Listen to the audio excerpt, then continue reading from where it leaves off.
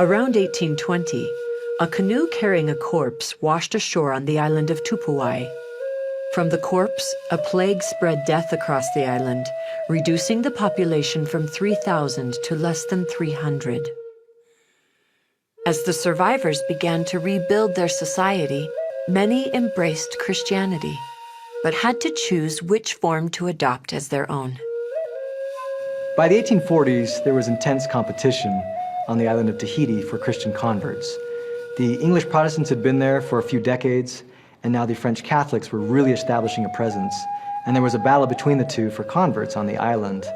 And then in 1844, missionaries show up on the island of Tubuai, 600 kilometers south of Tahiti. In 1843, when Joseph Smith calls Addison Pratt and Knowlton Hanks and Noah Rogers and Benjamin Gruard on this mission to the Pacific, it's really a landmark in the history of Latter-day Saint missions. It's by far the longest missionary journey that has been attempted in the history of the church up to this point. When they arrive in what is now French Polynesia, they're about to embark on a mission unlike the experiences that other missionaries have faced up to this point in terms of bridging a greater cultural distance and even learning a new language in which to preach the gospel. While the ship's crew traded for supplies, the people of Tubuai invited the elders into their homes, fed them, and prayed with them. Though the missionaries were bound for Tahiti, King Tamatoa and a council of local leaders urged one of them to stay. I took the subject into prayerful consideration and was soon convinced that should I leave the island, I should be running away from duty. Addison Pratt. Les premiers missionnaires sont arrivés ici le 30 avril 1844. Pourquoi ils sont arrivés ici? Parce que Dieu les a dirigés ici. Pourquoi? Parce que nos ancêtres, mes ancêtres, sont prêts à recevoir l'Évangile, c'est-à-dire l'Église de Jésus-Christ des saints des derniers jours. Nabota and Tari, a couple in the village of Mataura, took Pratt in while the other elders sailed on to Tahiti.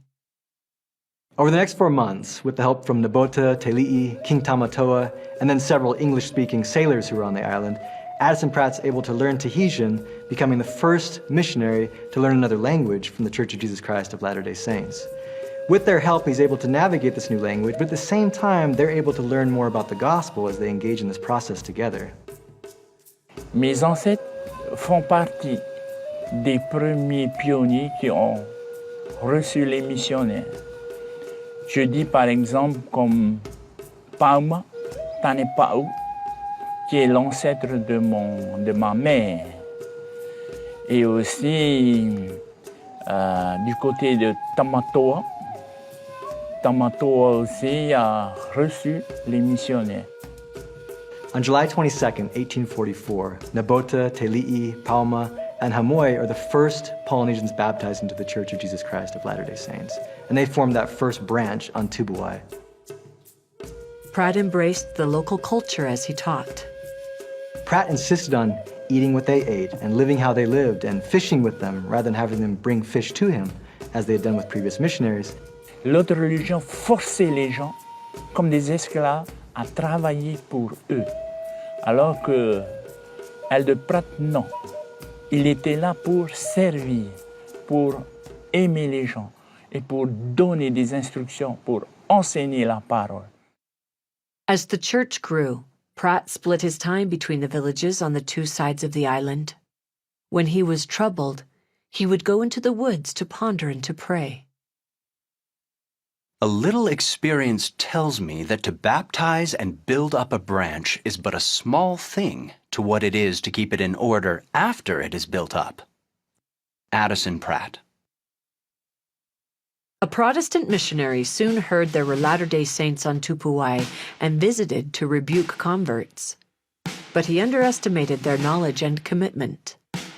He upbraided them for being baptized by me when they had been sprinkled by him.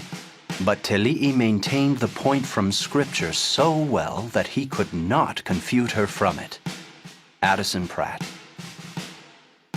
In Mataura, the saints told the Protestant missionary they no longer needed his teaching. We have got a man we like, for he is satisfied to live as we do and fare as we fare.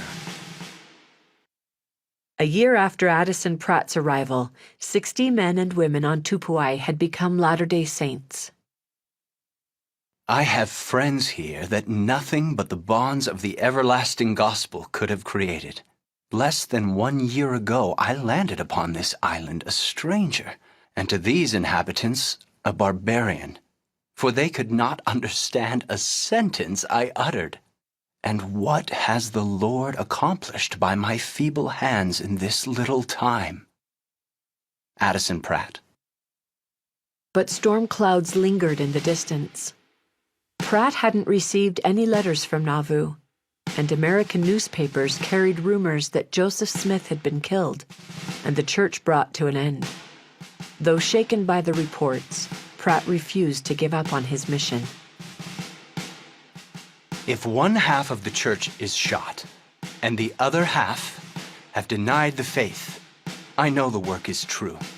And by the help of God, I am determined to make all the noise I can about it and spread this gospel to the ends of the earth. Addison Pratt. On December 4th, 1845, a ship arrived with letters from Pratt's wife, Louisa, confirming Joseph Smith had been killed. But the same ship also brought letters from Elder Benjamin Gruard with news that 600 people had joined the church on the atoll of Ana. Gruard begged Pratt to come. Nabota and Teri pledged to go with him and serve. Before they left, the whole island gathered together to wish them well on their journey. Whenever it shall seem good for you to return to us, we shall hail that day with gladness. But wherever you go, our prayers and blessings shall attend you. Tahiti in particular made huge contributions to the missionary work, especially on the island of Anaa, where she accompanied Addison Pratt, and her husband Nabota came as well.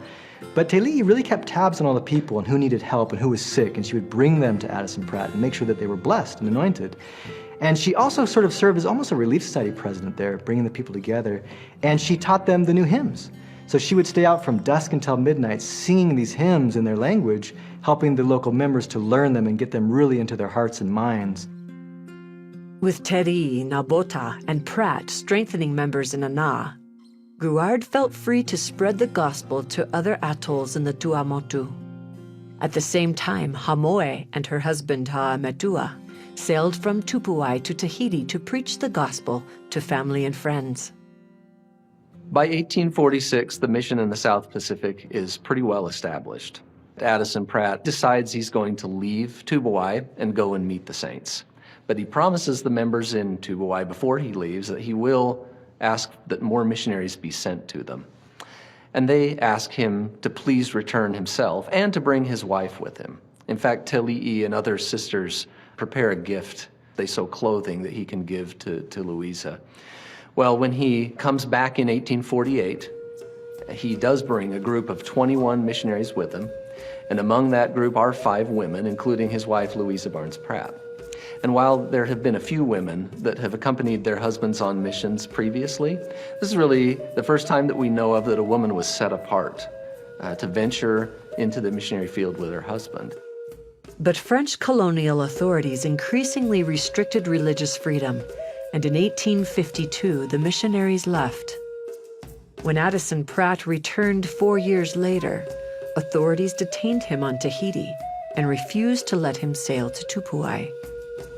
For the next 4 decades, members maintained the faith on their own. Addison Pratt observed that it's easier to set up a branch than to maintain one, and that was definitely true for the branch in Tubuai, who continued their faith for the next 40 years in isolation, amid intense persecution, sometimes threat of death. Often they were meeting and hiding, but they continued their faith because they believed in the Church of Jesus Christ of Latter-day Saints.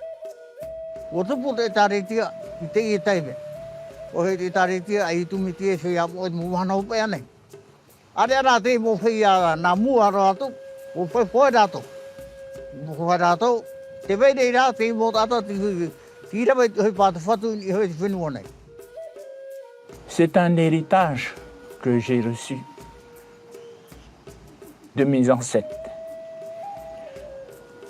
Et c'est pour ça que je remercie le Seigneur d'avoir dirigé ces missionnaires, Addison Pratt ainsi que ses compagnons ici, à Tubuai, parce qu'on a reçu cet héritage et nous continuons à perpétuer et à enseigner ça à nos enfants.